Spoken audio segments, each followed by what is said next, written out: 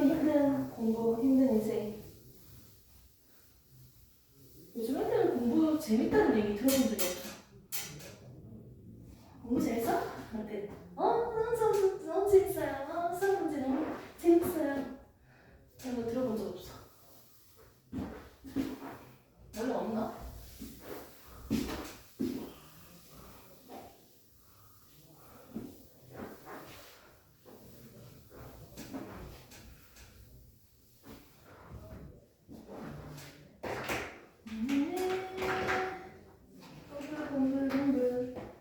공부가 제일 쉬웠어요.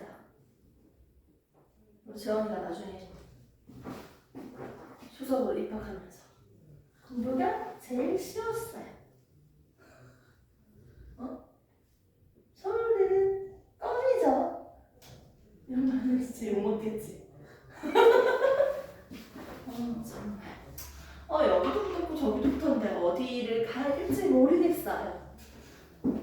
그렇게 되라. 알았지? 그 청소년 때 열심히 공부한 그 추억이 얼마나 중요한데. 딱 1년만 정말 따작해보면 1년이 2년 되고 2년이 3년 되겠죠? 3년 금방 지나갈 것 같아요. 자, 봅시다. 이제 수컷 볼게요. 아무리 기초적인 거도 다 해야지. 맞지? 우리가 살고 있는 이 지구는 지구예요. 지구는 지구예요. 저 지구를 위도를 세 군데로 나눠서 우리가 보죠. 위에는 북반구, 밑에는 남반구인데요. 얘는 우리가 저위도라고 하고요. 중위도라고 하고요. 극지역 고위도라고 하죠. 맞죠? 그러니까 위도별로 부는 바람들이 있는데 어떤 바람들이 있는지 한번 볼까요? 첫 번째, 무역풍. 중위도에서 부는 바람은 뭐가 있죠? 편서풍. 고위도에서 부는 바람은 뭐가 있죠? 극동풍. 극풍. 이렇게 있다고 한번 생각을 해보자. 자, 그러면 바람이 가장 센 지역이 어디예요? 어떤 바람이 중위도 지역이 가장 바람이 세요? 오케이? 바람 최고. 바람이 센 지역이에요. 됐습니까? 고위도, 중위도, 저위도에서 그러면 가장 더운 지역, 가장 따뜻한 지역은 어디일까요? 저위도가 가장 따뜻해요. 됐습니까?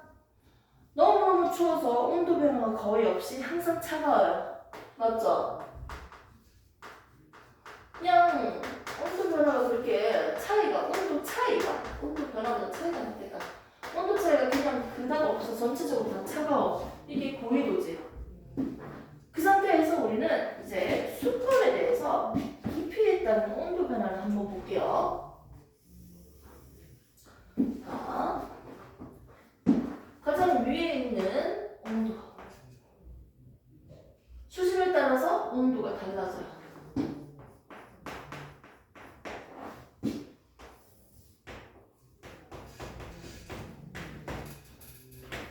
자, 볼까요? 자, 먼저 25도예요. 바닷물 만졌는데 25도. 따뜻하다.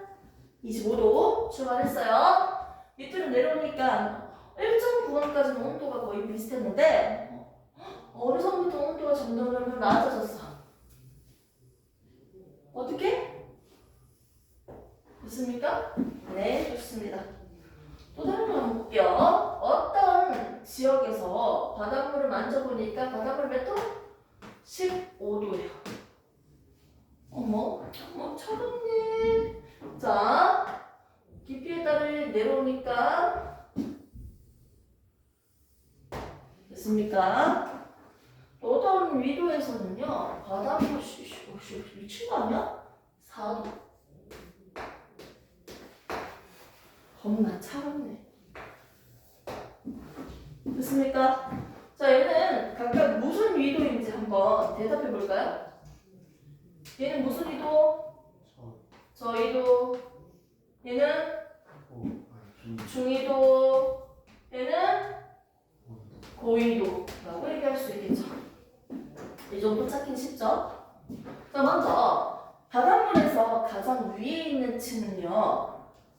바닷물 위에서 바람이 불면 바닷물이 전봉 하면서 섞이겠죠. 전체적으로 온도가 일정한 층이 있어요. 바람이 셀수록 이 층의 두께는 더 두꺼워져요. 맞죠? 그런데 이 층의 이름을 우리는 혼합되고 있다. 혼합층이라고 합니다. 됐습니까? 이렇게 혼합층의 두께를 보니까요. 바람이 어디서 가장 세다고 했어요? 중위도에서 바람이 가장 세다고 했죠. 그러니까 혼합층의 두께가 가장 두껍게 발달되어 있습니다. 그래서 가장 위에 있는 층을 우리는 뭐라고 한다? 혼합층이라고 합니다. 이렇게 바람 때문이다. 혼합층이 두껍게 발달되어 있는 곳은 어디다? 바로 중위도입니다. 바람이 세니까요. 혼합층이 가장 발달되어 있습니다. 됐습니까? 그 다음에 나오는 층은요. 지표에 있던 표층, 표면에 있는 층, 표층에 있는 온도랑 가장 깊은 곳에 있는 바닷물 온도 차이를 보세요. 저희도 같은 경우는 가장 위에 있는 온도는 25도인데 밑으로 갈수록 온도가 낮아지면서 결국 4도가 됐어. 온도 차이가 몇 도 차이야? 대충 21도 차이. 이렇게 온도 변화를 우리는 온도가 낮아지는 층, 온도 변화가 일어나는 층, 이걸 우리는 수온약층이라고 합니다.